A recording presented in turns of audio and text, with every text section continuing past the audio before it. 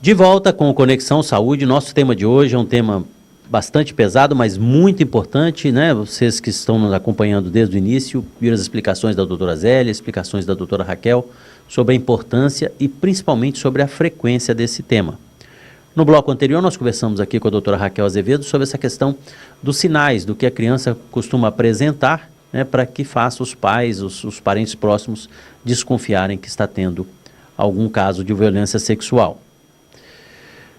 Doutora Raquel, e assim, a doutora Zélia conversou conosco sobre a questão do segmento médico dessas vítimas, até por 6 meses, pela questão de doenças sexualmente transmissíveis e tal, né? E como é o segmento psicológico dessas crianças ou das adolescentes que são vítimas?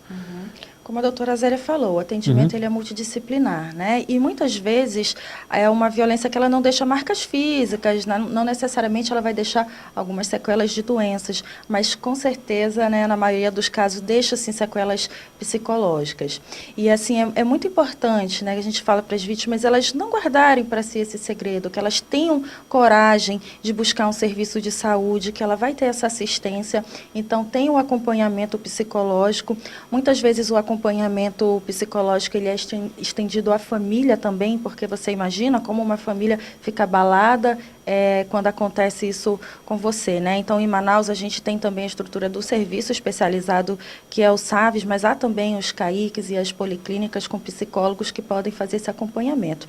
E cada caso é um caso, né? Vai depender do tipo de violência, de quem foi o abusador, do suporte social que ela tem na sua família, na sua comunidade, inclusive religioso, né? Então, é muito importante, né, que essa pessoa busque ajuda, que ela pode sim retomar uma vida saudável, com qualidade de vida e com a saúde física e a saúde mental também.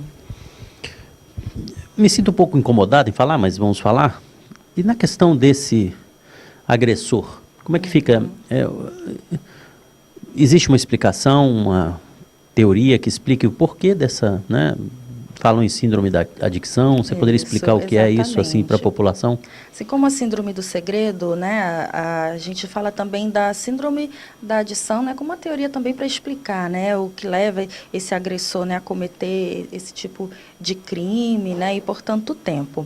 Bem, sabe-se que o agressor, ele sabe sim que o que ele está cometendo é crime e ele sabe sim que ele está causando um prejuízo para essa pessoa, mas muitas vezes ele não consegue parar. Fala-se que, inclusive, não é o que ele está não em busca de um prazer, mas de um alívio da tensão, né? E quando ele tem alívio dessa tensão, depois de um tempo ele pode entrar em abstinência, tem essa tensão novamente e ele precisa novamente cometer esses abusos, né? Por isso que muitos realmente tentam parar, buscam ajuda, mas é muito difícil para eles. Por isso que é denominado de síndrome da adição.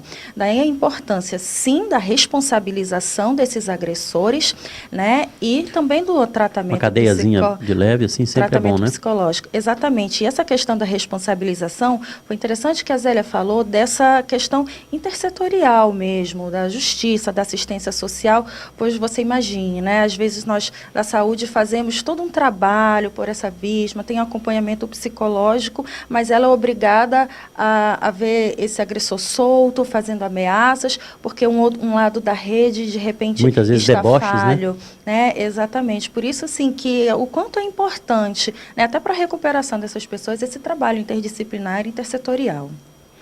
Em prevenção, poderia se aplicar aqui algum tipo de prevenção? Tipo assim, para os pais, assim, o que você aconselharia para a prevenção desse terrível fato? Exatamente. Eu acho que o seu programa já é uma forma de alerta, né? Então, esse é um tema que é tabu, que é um problema complexo, mas precisa ser falado, ele precisa sair dessa nuvem, né, de segredos, ele precisa ser abordado. Eu estou te perguntando isso porque as pessoas, assim, nunca acreditam o que acontece consigo, né? Ou com algum familiar. Então, as pessoas precisam ser alertadas que pode acontecer com todo mundo, Exatamente. né? Não escolhe classe social também, como não a é Zélia isso? falou, né? Uma violência democrática, com rico, com pobre, com preto, com branco, qualquer pessoa pode ser vítima, né? Então, é importante, sim, as escolas, né? E hoje a gente vê secretarias de educação, Ministério da Saúde, com muitas campanhas alertando as crianças, alertando as famílias, alertando as mulheres, mas uma coisa que nós falamos também, né?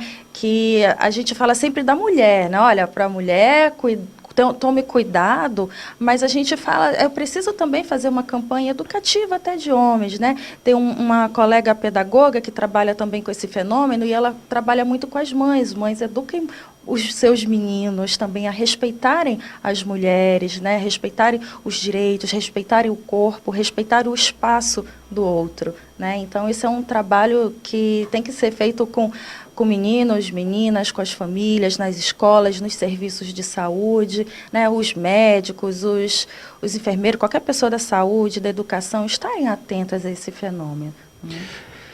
Bom, nós conversamos sobre sinais assim que as crianças possam apresentar. Existe algum estudo ou algum conselho que você possa dar também de sinais que os agressores podem apresentar? Por exemplo, essas pessoas tendem a querer estar mais com a criança, as pessoas... Como é que... Ou não tem nada assim definido?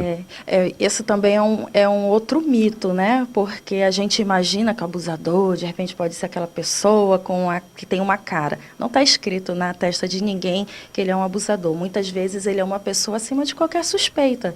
Então, muitas vezes a família fala, né? Mas a gente nunca imaginou, né? Ele era um líder comunitário, ele era um professor, ele era um pastor, um padre, um pai.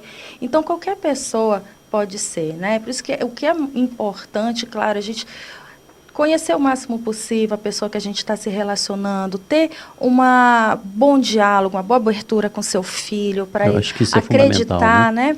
Então, assim, às vezes é muito triste, como a própria doutora Zélia falou, quando chega uma mãe que está desconfiando do seu filho, né? Então, a gente já chegou com uma mãe que puxando, mas a gente veio aqui para provar que ela está mentindo, sabe? Então, muitas vezes não deixa uma marca, mas é física, mas deixa uma marca emocional. E é muito difícil, a gente fala que é mais fácil uma criança negar que aquilo aconteceu do que mentir. Existem casos, por exemplo, que a gente chama de alienação parental, situações de separação, sim, né?